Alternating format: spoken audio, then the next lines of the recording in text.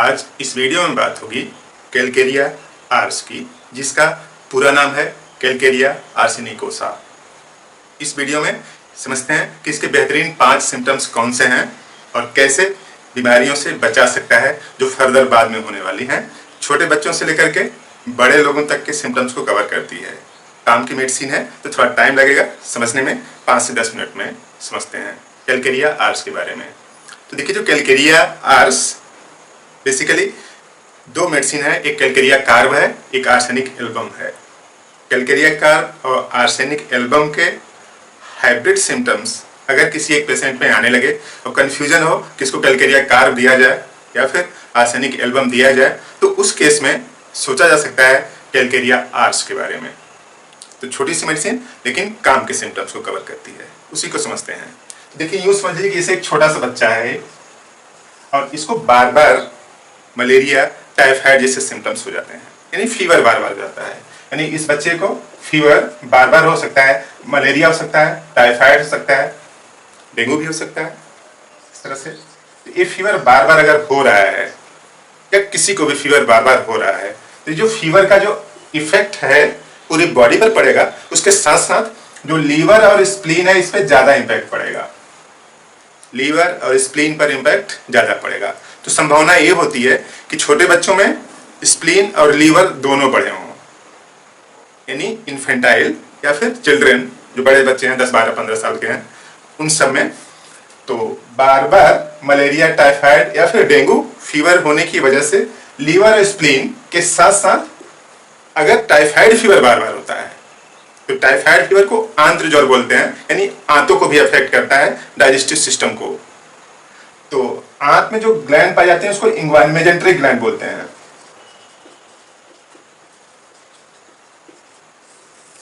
Ultrasound की report में आता है कि मेजेंट्रिक ग्लैंड स्वेलन, इन मेजेंट्रिक ग्लैंड बढ़ी हुई है। तो ये इंपैक्ट किसका है? बार बार फीवर का। चाहे जिस टाइप का फीवर हो, स्प्लीन को अफेक्ट करता है। अब यूं समझिए कि जिसका स्प्लीन और लीवर उसके साथ साथ मेजेंट्रिक ग्लैंड बढ़ी हुई हैं, तो उसकी पूरी शरीर बेहतर तरीके से ग्रोथ नहीं करेगी। और बेहतर तरीके से ग्रोथ ना करने का इम्पैक्ट क्या है कि इसको इपिलेप्सी भी हो सकता है, यानी इस बच्चे को इपिलेप्सी भी हो सकता है। तो इस तरह के सिम्टम्स को कवर करती है कैलकेरिया आर्स।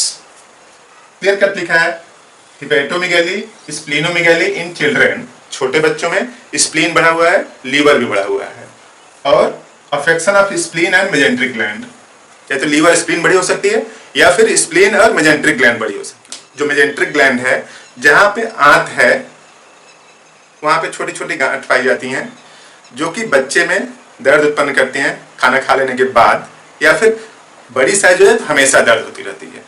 इस तरह से मेजेंट्रिक ग्लैंड में पेन हो रहा है और ये अल्ट्रासाउंड की रिपोर्ट में आ जाता है। उसके साथ साथ इपिलेप्सी विथ हार्ट डिजीज, यानी इपिलेप्सी है, यानी बच्चे को मिर्गी जैसे दौरे आते हैं और सेंसेशन हार्ट में फील होता है। दौरे आने से पहले जैसे लगेगा कि हार्ट में कुछ चुभ्स जैसा रहा है या फिर हार्ट की बीट थोड़ी सी फास्ट हो गई है।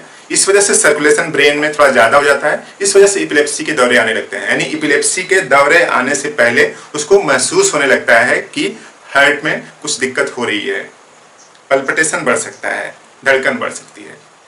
तो इपिलेप्सी आने से पहले हार्ट के रीजन में कुछ सेंसेशन होना, ये औरा है, हर बार ऐसे ही होता है। उन्हें उसको महसूस हो जाएगा कि अब दौरे पड़ेंगे। और स्लाइटेस्ट इमोशन काज पल्पिटेशन, जरा सा भी इमोशनल चेंज होता है, यानी खुशी हुआ या फिर जरा सा भी दुख होता है, उसको सडन चेंज में इसकी धड़कन बढ़ जाती है। यानी स्लाइटेस्ट इमोशन काज पल्पिटेशन, जरा सा भी इमोशनल चेंज हुआ, बॉडी में हार्मोन का स्तर चेंज हुआ, उस वजह से धड़कन बढ़ जाती है, पल्पिटेशन होने लगता है, पसीना आ सकता है पूरे चेहरे पर। तो इस तरह से स्लाइटेस्ट इमोशन काज पल्पिटेशन। और उसके साथ साथ burning pain in the cancer of pancreas, कहीं पे भी पेन हो रहा है, उसके साथ साथ जलन भी हो रही है, इसको बर्निंग पेन बोलते हैं। तो बर्निंग पेन पैंक्रियास में हो रहा है, यानी पेन भी हो रहा है, जलन भी हो रही है। तो ये सूचक है कि संभावना बनती है कि 4 से 10 सालों में आज का ये जो बर्निंग पेन है कैंसर में बदल सकता है। तो बर्निंग पेन कैंसर में बदलने की संभावना होती है, लेकिन काफी टाइम लगेगा। और यही जो बर्निंग पेन है यूट्रस में भी है।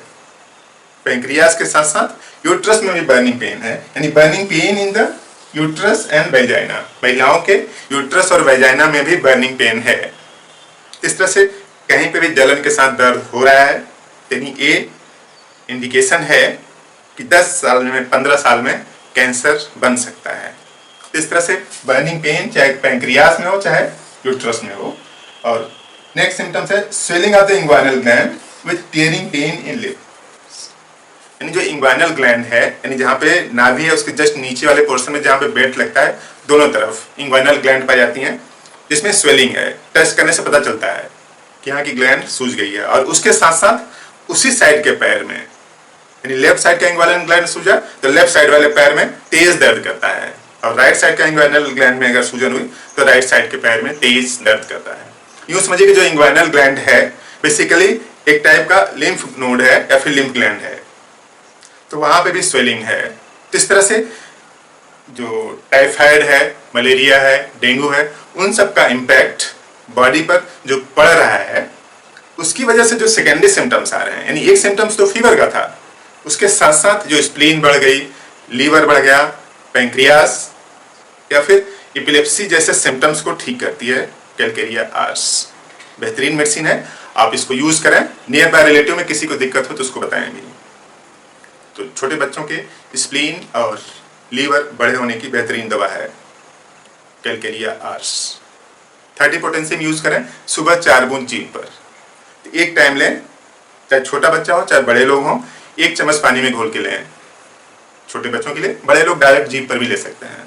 तो इस तरह से कैलकेरिया आर्स का यूज करके इस तरह के अगर सिम्टम्स हैं तो उसमें निश्चित रूप से आराम आएगा।